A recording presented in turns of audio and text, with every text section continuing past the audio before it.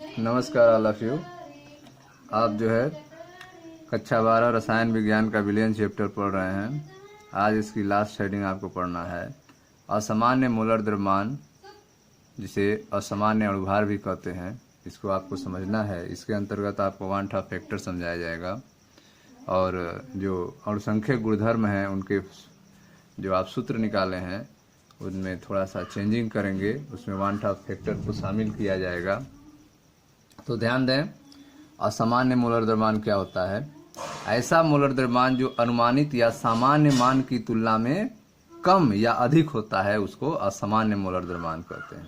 ठीक है, ऐसा मोलर द्रव्यमान जिसको आपने अनुमानित किया है या सामान्य मान है, उसके मान की तुलना में जो मान आ रहा है वो या तो अधिक हो जाए या तो कम हो जाए, इसको क्या कहेंगे? असामान्य मोलर द्रव्यमान कहते हैं। तो ऐसा मोलर द्रव्यमान जो अनुमानित या सामान्य मान की तुलना में कम या अधिक होता है असामान्य मोलर द्रव्यमान कहलाता है। अथवा वह पदार्थ जो विलयन में वियोजित होता है उसका अणुभार सामान्य अणुभार से कम आता है और उस पदार्थ का अणुभार जो विलयन में संगुणित होता है उसका अणुभार सामान्य मान से अधिक आता है। इस प्रकार प्राप्त अणुभार असामान्य अणुभार या असामान्य मोलर द्रव्यमान कहलाता है। ठीक है, तो वह पदार्थ जो विलयन में वियोजित होता है, जो वह पदार्थ जो विलयन में क्या हो? वियोजित हो जाता हो, जो टूट जाता हो, उसका अणुभार सामान्य अणुभार से क्या होगा? कम होगा। और उस पदार्थ का अणुभार जो विलयन में संगुणित होता है, जो विलयन में आपस में जुड़ जाते हैं, उनका अणुभार सामान्य अणुभार से अधिक आता है। ठीक है, तो आप देख रहे हैं कि अणुभार जो है वह निर्भर कर रहा है कि विलयन में पदार्थ जो है वियोजित हो रहा है कि संगुणित हो रहा है। अगर वह पदार्थ विलयन में वियोजित हो रहा है तो अणुभार का मान उसका सामान्य अणुभार से कम हो जा रहा है, और यदि विलयन में वह संगुणित हो रहा है तो अणुभार उसका सामान्य अणुभार से अधिक हो जा रहा है। ठीक है, तो इस तरह से प्राप्त अणुभार को असामान्य अणुभार या असामान्य मोलर द्रव्यमान कहते हैं। ठीक है, अब यह ऐसा क्यों होता है कि अणुभार जो है कम हो जा रहा है, अणुभार ज्यादा हो जा रहा है? इसको समझने के लिए कोशिश करें, व्याख्या किसका एक्सप्लेनेशन देखें ध्यान से।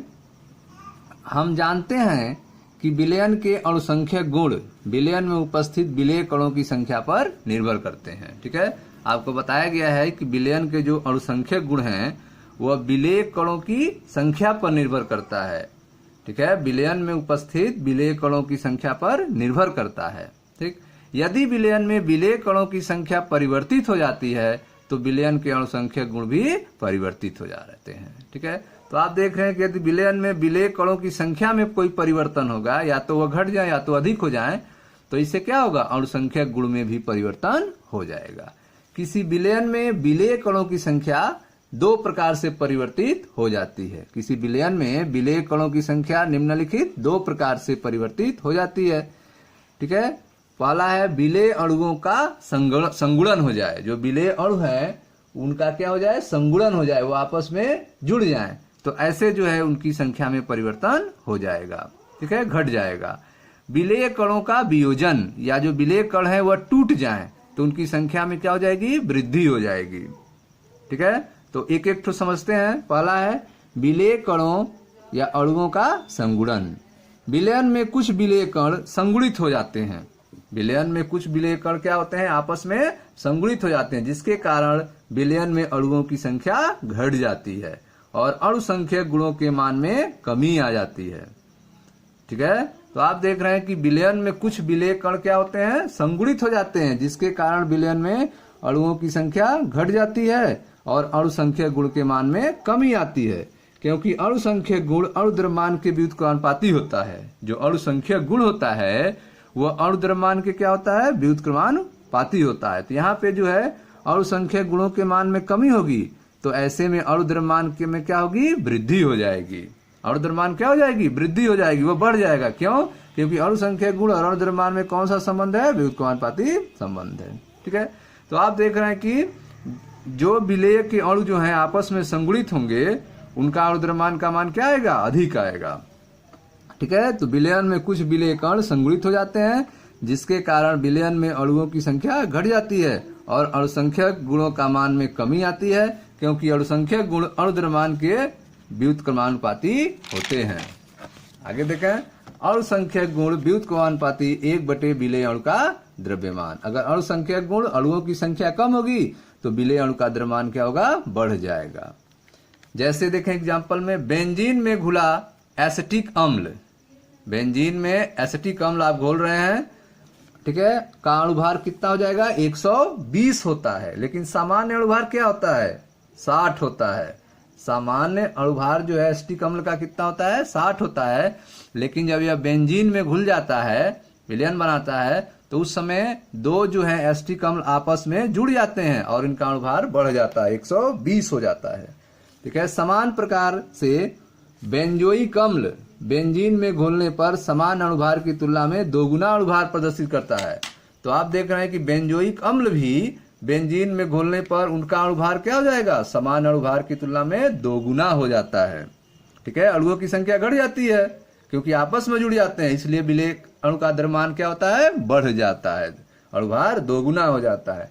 ठीक है, ऐसा क्यों होता है, देखिए ध्यान से, ऐसा इसलिए होता है कि एसिटिक अम्ल तथा बेंजोइक अम्ल हाइड्रोजन बंध के कारण डाइमर बना लेते हैं। एसिटिक अम्ल, ठीक है, जिसे एथेनाइक अम्ल भी कहते हैं आईपीएससी नेम में, ठीक है, वो आपस में दो लोग आपस में जुड़ जाते हैं हाइड्रोजन बंध के कारण और डाइमर बनाते हैं, इसलिए उनका अणुभार क्या होता है, सामान्य अणुभार से डबल हो जाता है। देखें, एसिटिक अम्ल है CH3COOH, ठीक है, और यह CH3COOH, ये आपस में जुड़ गए हैं, डाइमर बना लिए हैं, हाइड्रोजन बंध से जुड़कर डाइमर बना लिए हैं, इसलिए इनका अणुभार जो है सामान्य अणुभार से दोगुना हो गया है। ठीक, उसी तरह बेंजोइक अम्ल देखें आप, बेंजोइक अम्ल में भी डाइमर बना लिए हैं, दो अणु जो हैं आपस में हाइड्रोजन बंध से जुड़ गए हैं, इनका भी अणुभार सामान्य अणुभार से डबल हो गया है। ठीक है, तो यह पहला कारण था, असामान्य अणुभार होने के कारण। दूसरा आप देखो, विलेय कणों का वियोजन। अगर जो विलेय कण है वह टूट जा रहा है तो अणुओं की संख्या क्या हो जाएगी, बढ़ जाएगी, और अणुओं की संख्या बढ़ने से विलेय अणु का द्रव्यमान क्या हो जाएगा, घट जाएगा, क्योंकि एक दूसरे में कैसा संबंध होता है, व्युत्क्रमानुपाती। तो देखें दूसरा, विलेय कणों का वियोजन। आयनिक पदार्थ जल में घोलने पर अपने धनायनों और ऋणायनों में टूट जाते हैं। अगर आयनिक पदार्थ है उसको आप जल में घोलेंगे तो प्लस माइनस में टूट जाएंगे, वो अपने धनायनों और ऋणायनों में टूट जाते हैं, अतः इनके विलयन में कणों की संख्या अधिक हो जाती है। अतः ऐसे विलयन उच्च अणुसंख्यक गुण प्रदर्शित करते हैं, इनका अणुसंख्यक गुण क्या होता है, बढ़ जाता है। चूंकि अणुसंख्यक गुण अणु द्रव्यमान के व्युत्क्रमानुपाती होते हैं, अतः इन पदार्थों का अणुभार उनके समान अणुभार से कम होते हैं। तो जब अणुसंख्यक गुण जो है अणु द्रव्यमान के व्युत्क्रमानुपाती है तो अणुसंख्यक गुण बढ़ने के कारण उनका अणु द्रव्यमान क्या हो जाएगा, समान अणुभार से कम हो जाता है।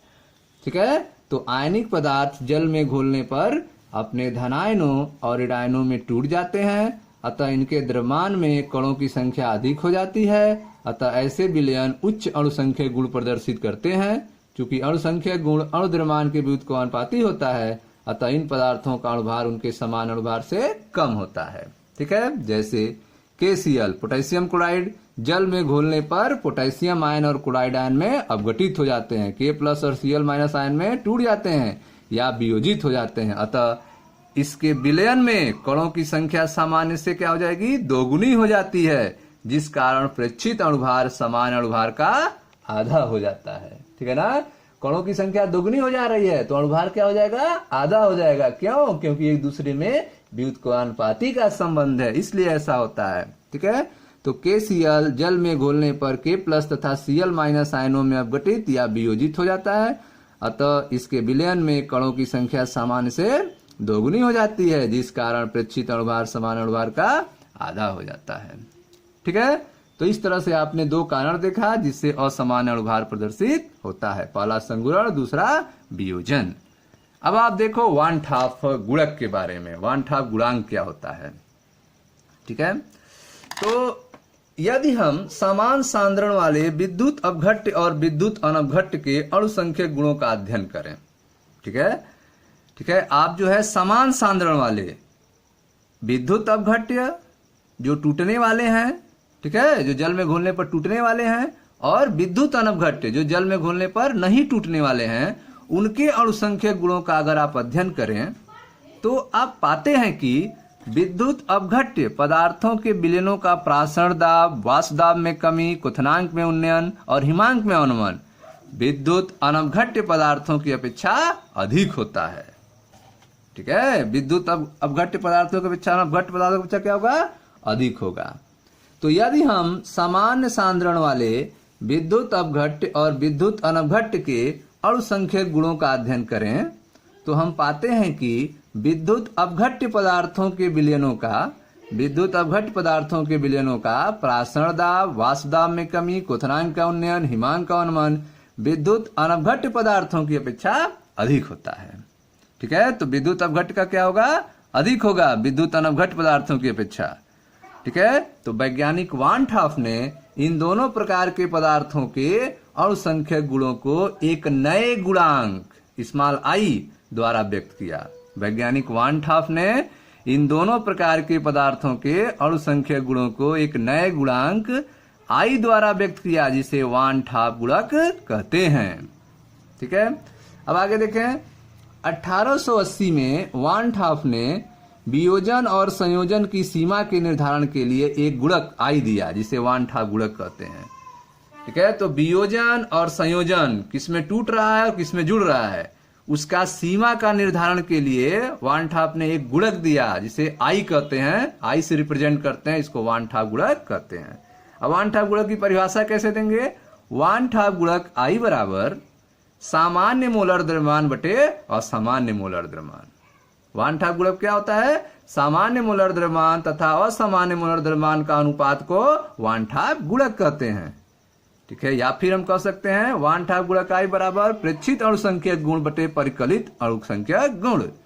प्रेक्षित अणुसंख्यक गुण तथा परिकलित अणुसंख्यक गुण के अनुपात को वान ठाफ गुणक आई कहते हैं। ठीक, और देखें वान ठाफ गुणक आई बराबर संगुणन या वियोजन के पश्चात कणों के कुल मोलों की संख्या, संगुणन या वियोजन के पश्चात कणों के कुल मोलों की संख्या बटे संगुणन या वियोजन के पूर्व कणों के मोलों की संख्या।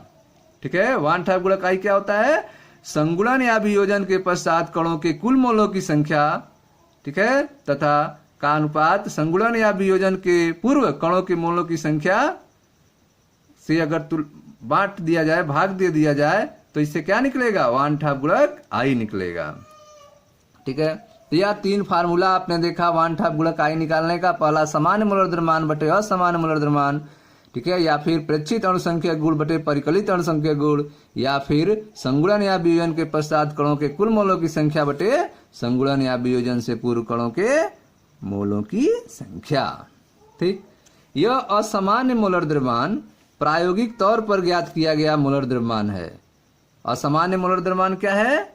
प्रायोगिक तौर पर ज्ञात किया गया मोलर द्रव्यमान है। जो प्रयोग के द्वारा आपको मिला है उसे असामान्य मोलर द्रव्यमान कहेंगे। ठीक, तथा अणुसंख्यक गुणों का परिकलन यह मानकर किया गया है कि अवाष्पशील विलेय न तो संयोजित होता है और न वियोजित होता है। जो अणुसंख्यक गुण की गणना है, अणुसंख्यक गुणों का परिकलन जो है, यह मानकर किया गया है कि अवाष्पशील विलेय न तो संयोजित होता है और न तो वियोजित होता है। ठीक है, तो आपने देखा यहाँ पर असामान्य मोलर द्रव्यमान प्रायोगिक तौर पर ज्ञात किया गया मोलर द्रव्यमान है, तथा अणुसंख्यक गुणों का परिकलन यह मानकर किया गया है कि अवाष्पशील विलेय न तो संयोजित होते हैं और न तो वियोजित होते हैं। संगुणन की स्थिति में आई का मान 1 से कम होता है। अगर जो है विलेय संगुणन होंगे, आपस में जुड़ेंगे, तो वान ठाफ गुणक आई का मान 1 से कम होगा, जबकि वियोजन में यह मान 1 से अधिक होता है। ठीक है, संगुणन की स्थिति में आई का मान 1 से कम होता है, लेकिन वियोजन में आई का मान क्या होता है? 1 से अधिक होता है। देखें ध्यान से, जलीय KCl के लिए पोटेशियम क्लोराइड आयनिक है, जल में घोलेंगे टूट जाएगा। ठीक है, K+Cl माइनस में, तो जलीय KCl के लिए आई का मान 2 के नजदीक। ठीक है, और बेंजीन में एथेनाइक अम्ल के लिए लगभग 0.5 होता है। तो आप देख रहे हैं जलीय KCl के लिए वान ठाफ गुणक आई का मान क्या होता है? 2 के नजदीक होता है, जबकि बेंजीन में एथेनाइक अम्ल के लिए वान ठाफ गुणक आई का मान कितना होता है? 0.5 होता है। अब आप देखो K4FeCN6, इसको जब घोलेंगे तो यह टूटेगा 4K+ और प्लस FeCN6 4- में। ठीक है, तो यहाँ पर कितने हैं नंबर, तो यह 4 हो गए और एक 1 यह हो गया 5 हो गया। ठीक है, तो आई बराबर वियोजन के बाद और वियोजन से पहले, तो वियोजन के बाद कितने हो गए 4 और एक 5 हो गए और वियोजन से पहले 1 है, तो आई का मान यहाँ पर कितना आ गया 5 आ गया। उसी तरह यहाँ पर देखें बेंजोइक एसिड है यहाँ पे C6H5COOH, बेंजोइक अम्ल के 2 अणु ये आपस में संगुणित हो गए। ठीक है, तो पहले अकेले थे अब संगुणित होकर 2 हो गए, तो आई बराबर 1/2, तो यह हो गया 0.5। ठीक है, तो इसमें वियोजन हो रहा है, तो इसमें आई का मान अधिक हो रहा है, इसमें संगुणन हो रहा है तो आई का मान कम हो रहा है। ठीक है,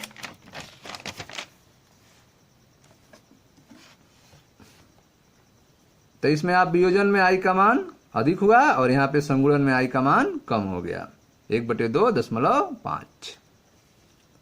ठीक है, अब आगे देखें आप। अब जो है जो संगुणन और वियोजन के कारण